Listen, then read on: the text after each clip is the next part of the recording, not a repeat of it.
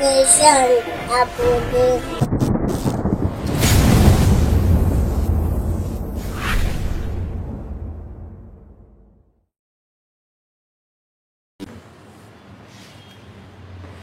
PCA, bonjour. Bonjour.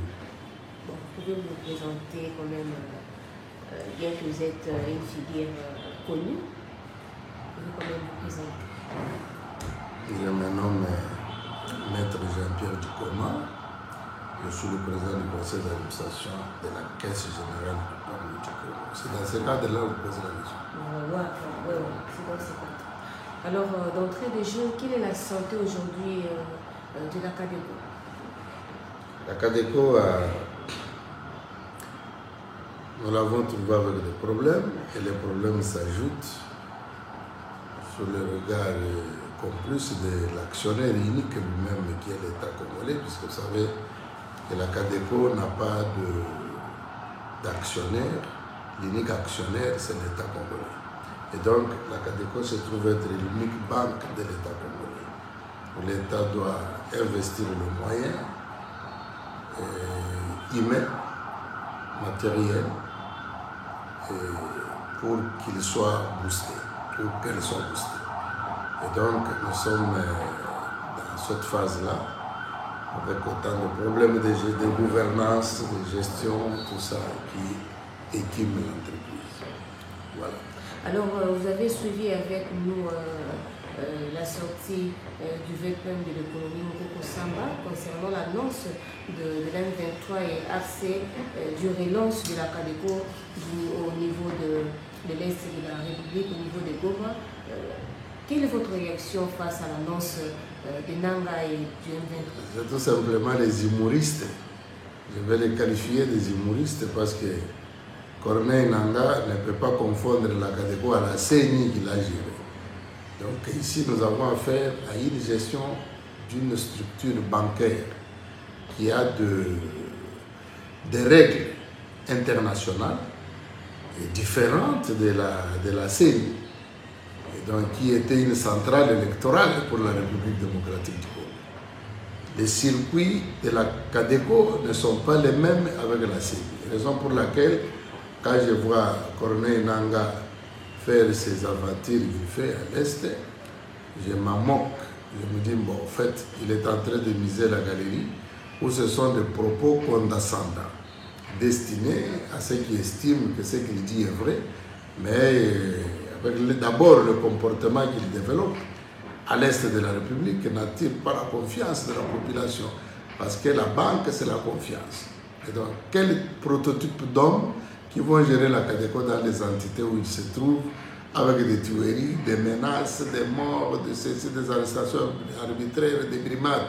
En fait, tout ça, ça fait partie d'un comportement qui ne peut pas favoriser un bon climat dans une entreprise comme la banque, comme la CADECO. Donc je sais tout simplement que les Corneille, les bruits que Corneille Nanga fait, ce sont les bruits de bas étage. Vous êtes PCA de la CADECO, Nanga a annoncé la nomination de 2 hauts responsables au niveau de Goma. Est-ce que vous êtes au courant de cela? Je sais que j'ai dit que ce sont des théâtres de chez nous que Corneille Nanga fait. Et Corneille Nanga, d'abord, il est en rébellion. C'est un rebelle. Est-ce qu'un rebelle a compétence de nommer directeur général d'une banque? Il va coordonner ses activités comment? À Goma, Bukavu. Hein? Prenons seulement ces deux entités. C'est là où il va fonctionner comme banque. Parce que tous ces gens-là reçoivent les instructions de la direction générale. La direction générale qui se trouve être, qui a son siège national à Kinshasa, la capitale de la République, la capitale des sièges de toutes les institutions de la République. Peut-être que c'est pour transférer ses avoirs qui sont rattachés. Il ne les fera même pas. Ça va passer par quel canal? Parce qu'il y a des circuits, je venais de le dire. Ça passera par quel canal? Les avoirs qui sont ici, où l'État a déjà saisi les biens, tout ça de Nanga, mais qui va le lui permettre? Donc, ce sont des chantages. Les gens, nos compatriotes de l'Est, ils ne peuvent pas faire confiance à ce genre de personnages. Parce que Nanga Nous, ici, moi, personnellement, je connais Corneille Nangaa.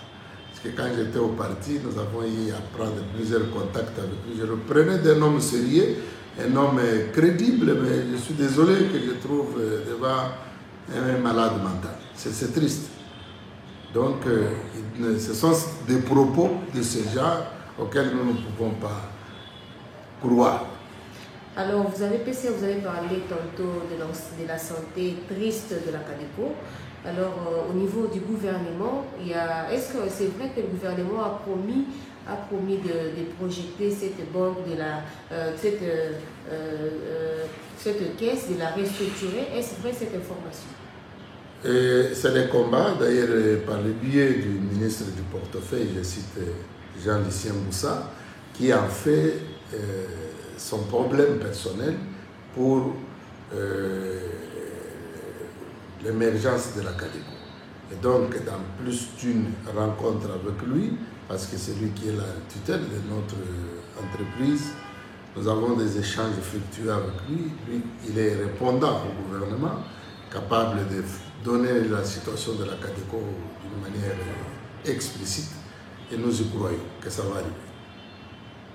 Alors, un mot, je voulais que vous puissiez vous adresser aujourd'hui aux compatriotes qui sont au niveau de Goma, parce qu'il y a rareté de dollars américains, et ces genres de propositions de la part de la M23 et du Nangaa, la population risque d'être tentée par ce genre de propositions. Adressez-vous aux compatriotes. À nos compatriotes de l'Est, d'abord, nous gardons de mémoire très pieds avec vous par rapport à tout ce que vous êtes en train de subir. On est venu troubler votre inquiétude par le Rwanda avec ses supplétifs, le M23 dirigé par Corneille Nangaa et ses consorts.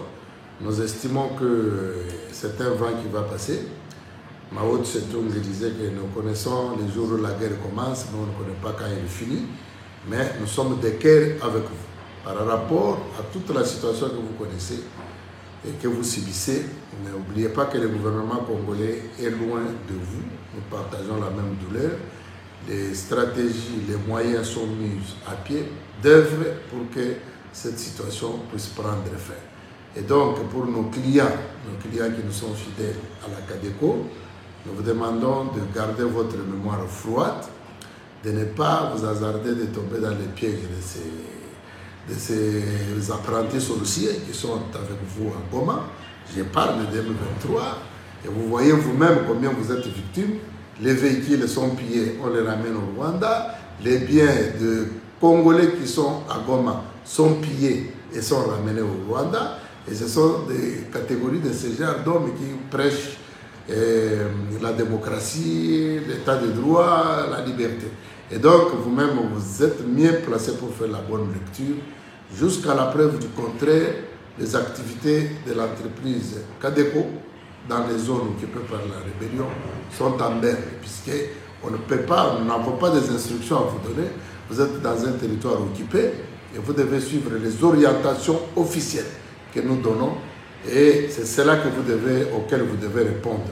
Les discours des mercenaires, des bandits, de tous ces criminels, les terroristes qui veulent dévaliser la République, vous ne pouvez pas écouter ces gens parce qu'ils viennent, demain quand ils vont partir, vous ne les suivrez pas. Et donc, vous êtes mieux placé parce que vous avez été victime de cette barbarie plus d'une fois. L'AFDEL, les RCD et consorts, vous connaissez l'histoire. Donc, nous sommes ensemble avec vous, nous partageons la même douleur, mais nous estimons que bientôt cette crise va devoir prendre fin et le gouvernement congolais mettra les moyens conséquents pour booster l'entreprise. Avec ça, monsieur le chef de l'État qui ne cesse de chercher à tous les moyens comment rétablir la paix à l'Est. C'est justement ce que je viens de dire. Le président de la République, c'est un compagnon d'élite. Et donc, je sais comment il se bat, il se casse en morceaux pour cette situation. Et vous devez mettre en tête que la crise de l'Est de la République démocratique du Congo n'a pas commencé aujourd'hui. Il y a plus de 30 ans que cette situation existe et que cette crise écume la population de l'Est. Et donc, c'est une crise des minéraux, ce sont les multinationales. Vous voyez justement avec la diplomatie agissante du chef de l'État, Aujourd'hui, le monde entier, qui ne voulait pas partager la même douleur avec nous, commence à en faire un problème. Et donc, nous saluons aussi le bravoure de Madame Kaikwamba, qui est notre ministre des Affaires étrangères, qui est debout et qui, dans toutes les instances, pour prêcher la mission qui lui a été confiée par le gouvernement congolais, par le chef de l'État. Et donc, nous estimons que tout ce qui est en train d'être fait pour l'air, c'est pour le bien-être de la République, pour le bien-être de l'Est de la République démocratique du Congo. Alors, nos compatriotes Ouazalendo qui sont debout et nos forces armées de la République, nous sommes de cœur avec vous. Et les jeunes doivent se rallier à l'appel du président de la République et qui ne cesse de rappeler pour que nous puissions avoir une armée forte. Et cette jeunesse doit faire front commun avec l'armée congolaise, puisque Mao disait que l'armée doit faire un avec le peuple pour que le peuple voie dans elle sa propre armée. Et cette armée sera invincible. Et nous y croyons. Alors, bien que vous êtes dans le gouvernement, vu que vous êtes PCA d'une entreprise de l'État, on ne peut pas finir cet entretien sans pour autant évoquer la question du gouvernement de l'Union nationale qui sortira bientôt.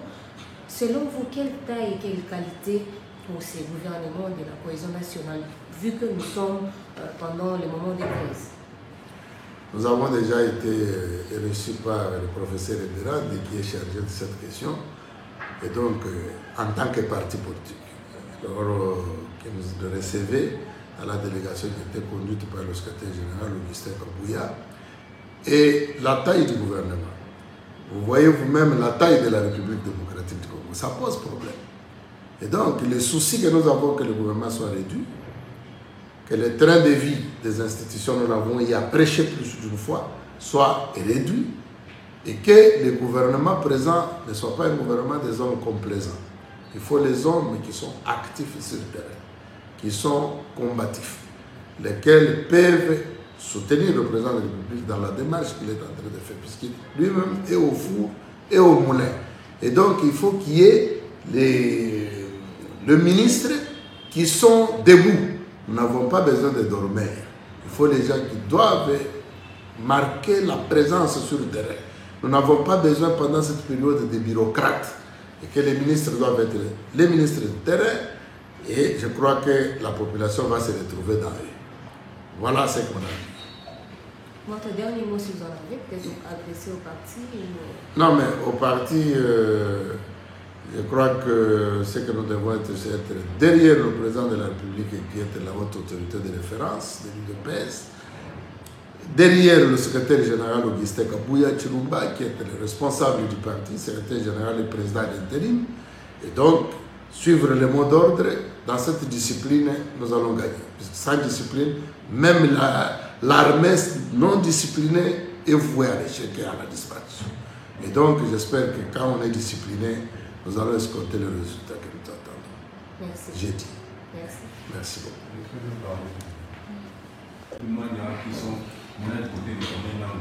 Voilà. Et donc, par rapport à la position de l'UDPS, vous savez que l'UDPS s'est créée le 15 février 1982. Et donc, nous avons rejoint ce parti en 1984. Nous étions encore très jeunes. Nous avons passé toute notre jeunesse au front, 39 fois arrêtés, torturés, libérés. Et le président de l'UDPS, je cite le docteur Etienne Tshisekedi, d'heureuse mémoire, n'a pas tenu à nous rappeler au respect de la méthode d'élite de notre parti, qui est la non-violence. La non-violence, comme vous pouvez le retenir, même Gandhi, je crois que vous connaissez Gandhi, Mahatma, il disait que la non-violence, c'est la méthode positive. Et nous, le président Tshisekedi ne voulait pas que l'UDPS se verse dans la violence pour aller prendre les armes. À chaque fois, nous qui sommes révolutionnaires, quand on nous posait la question, non, on en a ras-le-bol, on doit prendre les armes, il disait les armes pour tuer qui? Parce que la population de laquelle nous parlons, nous défendons, c'est la même population que nous prendrons les armes pour tuer. Et donc, ça n'a pas été facile. 37 ans d'élite constant, ça n'a pas été facile. Et vous voyez aujourd'hui que les gens qui sont venus dans la rébellion, ils retournent dans la rébellion. Comme on le dit en criminologie, que les criminels reviennent toujours sur les lieux du crime. Et donc, ce que vous voyez aujourd'hui, dans l'espace de 3 ans, 4 ans, tout le monde a montré de quoi il était capable. C'est pour dire que ces gens-là, dans leur tête, il y a de la violence. Comment expliquer, vous pouvez voir, un monsieur qui était arbitre, il organise les élections, il publie les résultats, et lui-même, le jury qui vous a collé, il dit non, l'étudiant est brave, mention, distinction. Mais demain, on dit non, c'était, le mémoire qu'il défendait là n'était qu'un plagiat, ce n'était pas pour lui, et il avait joué. C'est Corneille Nangaa. Mais Joseph Kabila, passation pacifique du pouvoir, il va aller dans une bêtise. Quelqu'un qui pouvait rester sénateur à vie, constant, avec tous les honneurs, s'il y a un problème, on les consulte. Il va au front. C'est pour dire, la lutte pacifique n'était pas leur apanage. Et donc, les gens doivent comprendre que ces gens, ils sont là pour détruire, ils sont là pour les sangs. C'est différent avec l'UDPS. Nous n'avons jamais touché les sangs de compatriotes pendant 37 ans. Et par contre, c'est nous qui étions victimes. Il y a des vidéos qui circulent. Vous voyez la manière, depuis Mobutu, Kabila père et les fils, la manière dont les combattants de l'UDPS ont été réprimés. Cette répression-là pouvait nous contraindre d'aller prendre les armes puisqu'on en avait les moyens. Il y en a qui nous les proposaient. Nous n'avons jamais cédé. Et donc, le peuple est témoin. Il doit comprendre qui l'aime et qui ne l'aime pas. Ce n'est pas en prenant les armes qu'on peut... Vous savez qu'il y a un proverbe qui dit que la preuve ne résolve pas de problèmes. Donc, la violence ne résolve pas de problèmes, mais ça laisse des plaies. Un jour, la plaie va se cicatriser. Quand je regarde la cicatrice, je me rappelle toujours de Corneille Nangaa, de Joseph Kabila. C'est ça. Et donc, c'est un problème sérieux. Par rapport au problème interne de guerre du parti. Ça fait honte au parti. Non, ça ne fait pas honte. Étienne Tshisekedi nous disait, nous sommes à l'école de l'apprentissage de la démocratie. Chaque jour, nous apprenons la démocratie. Mais ce qui est marrant, c'est de voir les intellectuels, juristes comme moi, et les avocats comme moi, mais avec une interprétation biaisée des textes du parti. Ça frise une ignorance. Et donc, tout ça parce que vous avez créé une révolution du palais autour de la salade mal partagée. Et vous voulez tous vous représenter. Écoutez, dans la vie, jamais 2 capitaines devant. Il n'y a qu'un seul. Même des fourmis, quand vous les voyez marcher, essayez d'éliminer celui qui est devant là. Tu verras qu'ils vont se disperser. Après quelques minutes, ils vont désigner un commandant qui va les diriger. Et donc, si la forme de la tête de Kabouya ne vous plaît pas, mais ce n'est pas Kabouya que vous combattez les chefs de l'État, parce que c'est sa maison. Aussi longtemps que les combats que vous menez fragilisent les partis, vous ne fragilisez pas Kabouya en tant qu'individu, vous fragilisez la maison du chef de l'État. Et voilà là où nous ne pouvons pas accepter. Et donc, Kabouya a été confirmé par le congrès du parti. Mais attendez le congrès. Ce n'est pas la CDP qui puisse désigner un secrétaire général. Ça n'a jamais existé. Quand vous lisez bien les textes, vous comprendrez que ces compatriotes sont à côté. Eh bien, nous pouvons les rappeler qu'au sens normal, de retourner au bercail, sauvons notre parti, de laisser cette distraction qu'ils sont en train de faire. À moins qu'ils les aient mordus à une autre hameçon. Ils ont un autre agenda caché qu'ils sont en train de défendre. Parce que ça, ce n'est pas l'UDPS. Nous avons connu beaucoup de divisions au parti. Je connais du temps de Belchika, Sandoa, je connais du temps de Valentin Moubake. L'UDPS, le peuple, il est où? Vous voyez? Et je connais le cas de Tchibala Sensa. Il a quitté, il est devenu Premier ministre et il a créé son parti. Il a même menacé d'aller nous chasser à la permanence. Aujourd'hui, il est où? Et donc, les sièges de l'UDPS se trouvent sur le 11e lieu, à Limité. Je crois que très souvent dans des manifestations, je vous vois. Vous venez là, c'est là où il y a l'adresse du parti. Ce n'est pas en dehors du siège que vous pouvez faire du boucan pour dire que moi je suis secrétaire général. Qui vous a désigné? Qui vous a nommé comme secrétaire général? Nous avons un seul secrétaire général qui est président intérimaire du parti parce que le président du parti est empêché. Je parle de Félix Tshisekedi Tshilombo, qui est empêché avec les fonctions qu'il a, il ne peut pas gérer le parti. Et donc, jusqu'aujourd'hui, il n'y a qu'un intérimaire. Celui qui assume son intérim se trouve être Augustin. Est-ce qu'aujourd'hui, on peut dire que c'est les présidents de la République qui ont tête le secrétaire général? Non. Qui a tête qui? Le CG Kabouya? Non. Le président de la République est obligé. Tout le monde l'index, on peut dire aujourd'hui. Le président de la République est obligé à traiter avec la légalité. Celui qui est légal s'appelle Augustin Kabouya Tshilombo. Moi, je suis la deuxième personnalité du Congrès. Vous comprenez? Je sais de quoi je parle. Je suis un vétéran au parti. Je suis désolé, mais c'est Deo Bizibou qui gère le parti. Il ne connaît pas l'histoire de l'IDPS. Ce sont les venants de 2010, 2000. Mais moi, je suis à l'IDPS depuis 1984. Tu dois comprendre. Je connais tracé l'histoire du parti. Je connais tous les fondateurs de l'UDPS. Nombreux physiquement et les autres par leur nom. J'étais très rapproché de Tiens Tshisekedi Wamulumba. Vous comprenez?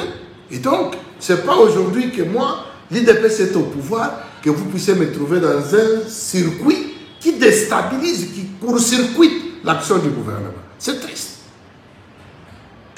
Vous savez que dans la Bible, il y a des dames qui se disputaient les enfants. Un enfant, les autres disent coupons. Combien le président de la République les avait reçus? Ils ont les messages du chef de l'État et retournés au bercail. Sont-ils revenus? C'est-à-dire, ils sont en train de défendre autre chose.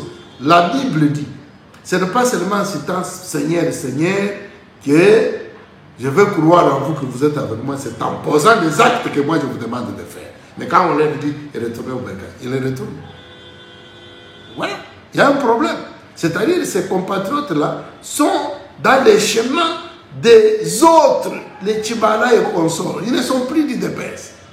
Mais le malheur à l'IDPS, même si vous déconnez, vous partez, vous vous dites toujours je suis de l'IDPS. Vous voyez? Et donc, je crois savoir qu'il est temps que les gens, d'ailleurs, nombreux sont rentrés. Les cerveaux qui ont compris que cette histoire ne nous amène à rien, sont partis. Dès là, ils ont regagné l'IDPS. Chaque fois, le secrétaire général, dans des matinées politiques, il lance toujours un appel pressant. Et revenez au parti. Et revenez au parti. Mais ce sont des brebis calaises. Ceux qui estiment que l'IDPS les concerne, ils ne voient pas Kabouya. Parce que le problème, ils ont commencé à dire, oh non, Kabouya gère mal le parti, il gère mal le parti. Mais aujourd'hui, le parti est devenu la première force politique au Congo, mais sous la houlette de qui? D'Augustin Kabouya. Et donc, faire du boucan, c'est autre chose. Il faut laisser celui qui gère le parti gérer le parti. Quand le Boma Kabouya ne serait pas éternel secrétaire général, nous avons connu Adrien Pomokunda, qui fut le premier secrétaire général du parti. Nous avons connu Massamba Rémi, parce que après Adrien Pongo, c'est Massamba qui est venu. Après Massamba, c'était le tour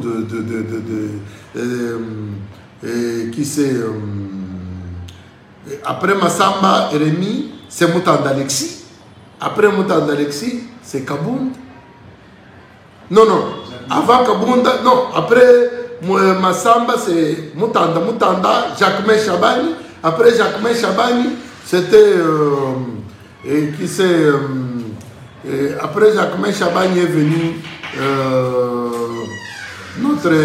notre frère Kabouya et Kabounda plutôt, mais après Kabound c'est Kabouya. Il faut laisser les choses fonctionner comme ça. On ne force pas la nature. Voilà, c'est là où il y a un problème. On ne force pas la nature. Si le moment n'est pas encore venu que vous soyez, ne forcez pas la nature. Kabouya est là, avec toute la base derrière lui, nous estimons que les choses avancent et nous sommes avec lui. Merci beaucoup. Merci beaucoup. Monsieur Messier, bonjour. Toujours les jeunes abonnés.